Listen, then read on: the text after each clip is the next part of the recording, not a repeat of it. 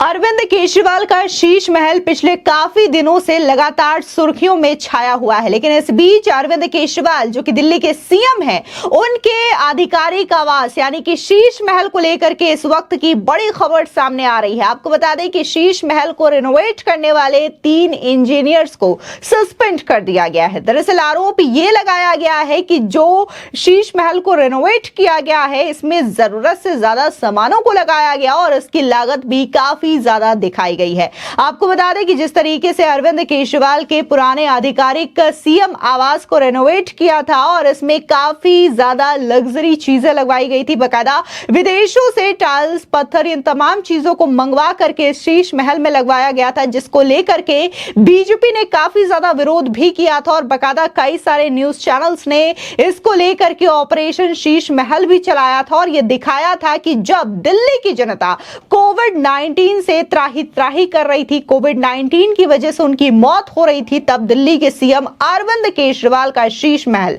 Renovate हो रहा था। बता दें कि सेंट्रल पब्लिक वर्क डिपार्टमेंट ने 3 इंजीनियर्स को सस्पेंड कर दिया है। इन पर दिल्ली के मुख्यमंत्री अरविंद केजरीवाल के आधिकारिक आवास के रेनोवेशन में हुई कथित अनियमितताओं में शामिल होने का आरोप है। इन इंजीनियर्स ने 4 और लोगों के साथ मिलकर केजरीवाल के कहने पर मॉडिफिकेशन के नाम पर कई नियमों का उल्लंघन किया और सामान की लागत भी बढ़ा चढ़ा करके दिखाई। बता दें कि इन इंजीनियर्स का नाम प्रदीप कुमार परमार, अभिषेक राज और अशोक कुमार राजदेव है। केजरीवाल का बंगला रेनोवेट करने में इन तीनों की भूमिका सबसे ज्यादा अहम थी।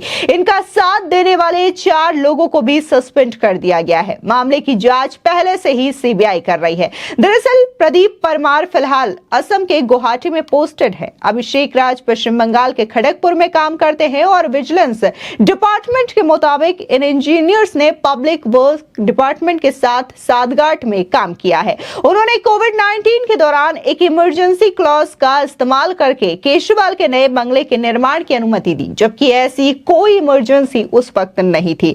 जब फाइनेंस विभाग कोविड के चलते वित्तीय मैनेजमेंट और खर्चों को कम करने के आदेश दे रहा था, उस समय पीडब्ल्यूडी मिनिस्टर ने पुराने घर में बदलाव करने के नाम पर नए बंगले के निर्माण में तेजी लाने के आदेश दे दिए। सूत्रों के मुताबिक विजिलेंस डिपार्टमेंट ने यह बात ऑन रिकॉर्ड कही है कि पुरानी बिल्डिंग को गिराया जाना और नई बिल्डिंग को बनाना और खर्चों में बेहिताशा बढ़ोतरी होना है। यह सब पीडब्ल्यूडी मंत्री के इशारे पर किया गया था। इसके चलते कंसल्टेंट की तरफ से इंजीनियर की जो ड्राइंग सबमिट की गई थी, उसमें कई बदलाव भी किए गए। बता दें कि इन बदलावों के चलते बंगले के निर्माण के लिए आवंटित की गई राशि और आखिर में किए गए पेमेंट में बड़ा अंतर रहा। विजिलेंस डिपार्टमेंट ने यह बताया कि करोड़ों रुपए ऑडिट और सजावटी कामों, बेहतरीन क्वालिटी के पत्थर के फर्श, बेहतरीन लकड़ी के दरवाजों और ऑटोमेटिक स्लाइडिंग दरवाजे जैसी चीजों पर खर्च किए गए थे। साथ ही विजिलेंस डिपार्टमेंट ने 12 मई 2023 की रिपोर्ट के मुताबिक केजरीवाल के नए घर पर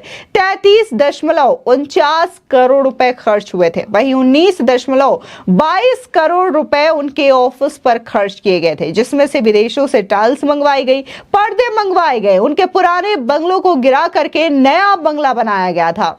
आपको बता दें, दरअसल मीडिया रिपोर्ट्स के मुताबिक साल 2020 में तत्कालीन पीडब्ल्यूडी मिनिस्टर ने केजरीवाल के बंगले 6 फ्लैग स्टाफ रोड में बदलाव का प्रस्ताव रखा था। उन्होंने कहा था कि बंगले में एक ड्राइंग रूम, 2 मीटिंग रूम और 24 लोगों की क्षमता वाला एक डाइनिंग रूम बनाना चाहिए। इसके लिए बंगले की दूसरी मंजिल बनाने का प्रस्ताव था। हालांकि दिल्ली सरकार के पब्लिक वर्क डिपार्टमेंट पीडब्ल्यूडी ने कहा था कि बंगले को तोड़कर उसी परिसर में नया बंगला बनाया जाना चाहिए। पीडब्ल्यूडी ने कहा कि बंगला 1982 से 83 के दौरान बनाया गया था और इसे बने 80 साल हो गए हैं, इसलिए इसके ऊपर नई मंजिल बनाना सही नहीं होगा। पीडब्ल्यूडी ने कहा कि उसी परिसर में नया बंगला बनाना चाहिए। उसके पूरा बनने के बाद केजरीवाल उस पर शिफ्ट हो जाएंगे और पुराने बंगले को गिरा दिया जाएगा। इस सलाह के आधार पर ही वहां नया बंगला बनाया गया। आपको बता दें कि बीजेपी ने सीएम आवास के रेनोवेशन में गड़बड़ी होने का आरोप भी लगाया था। इसके बाद दिल्ली के एलजी वीके सक्सेना ने अप्रैल में चीफ सेक्रेटरी नरेश कुमार को आदेश दिया था कि मामले की संबंधित फाइलों को सुरक्षित रखा जाए और उन्हें फैक्चुअल रिपोर्ट सबमिट की जाए। 12 मई 2023 को यह रिपोर्ट दिल्ली के एलजी वीके सक्सेना को सौंपी जाती है। इस पर स्पेशल सेक्रेटरी विजिलेंस राजशेखर ने साइन किए थे। इसे लेकर पिछले साल ही आम आदमी पार्टी ने यह कहा था कि पिछले 9 साल से बीजेपी केजरीवाल की इमेज बिगाड़ने की कोशिश कर रही है, लेकिन वे इसमें सफल नहीं हुए, इसलिए अब वे उनके घर को टारगेट कर रहे हैं। दरअसल रिपोर्ट में कुछ ऐसा नहीं है जिससे साबित हो कि कुछ गलत है। दिल्ली में पहली बार मुख्यमंत्री के लिए ऑफिशियल रेजिडेंट कॉम्प्लेक्स बनाया गया। इसमें मुख्यमंत्री आवास, कार्यालय, सचिवालय, ऑडिटोरियम और स्टाफ क्वार्टर शामिल है। जिस तरीके से अरविंद केजरीवाल ने ये जो रेनोवेशन का पूरा काम करवाया, इसको लेकर के दिल्ली में काफी लंबे समय तक सियासत भी देखने को मिली और बकायदा बीजेपी ने आरोप लगाए और ये भी कहा कि कैसे दिल्ली के सीएम अरविंद केजरीवाल जो जनता के टैक्स के पैसे होते हैं उन्हें अपनी सुविधाओं के लिए खर्च करते हैं और बकायदा शीश महल खड़ा कर देते हैं, दिल्ली की जनता का मजाक उड़ाते हैं। उस दिल्ली की जनता का मजाक उड़ाते हैं जो कि कोविड में काफी ज्यादा सफर करते हैं। दिल्ली में पूरी तरीके से त्राहिमाम मचा हुआ था, इसके बावजूद अरविंद केजरीवाल जो है अपने लिए एक शीश महल बनवाते हैं, अपने लिए एक आलीशान बंगला बनवाते हैं और उसमें तमाम चीजें ऑटोमेटिक सिस्टमैटिक होती हैं, फिर चाहे वो दरवाजे हों, खिड़कियां हों, इवन वॉशरूम को लेकर के भी कई सारी चीजें सामने आई थी, फिर चाहे वॉशरूम का कमोड हो या फिर तमाम लग्जरी सुविधा, उसको लेकर के लगातार सियासत होती रही। और बाकायदा अगर आप बात करें तो इस शीश महल को लेकर के टाइम्स नाउ भारत की ओर से एक ऑपरेशन भी किया गया था, स्टिंग ऑपरेशन किया गया था और इन्होंने बकायदा कई सारे एपिसोड्स चलाए थे ऑपरेशन शीश महल करके और इसमें कई सारे खुलासे किए थे और कहा था कि कैसे इसमें टेंडर पास करवाया गया था। बकायदा जो तमाम चीजें थी घालमेल को लेकर के उन चीजों का पर्दाफाश किया गया और ऐसे में कई सारे टाइम्स नाउ भारत के जो रिपोर्टर्स हैं उनके साथ बदतमीजी भी आम आदमी पार्टी के नेताओं की ओर से की जाती है जब वो शीश महल को लेकर के सवाल करते हैं।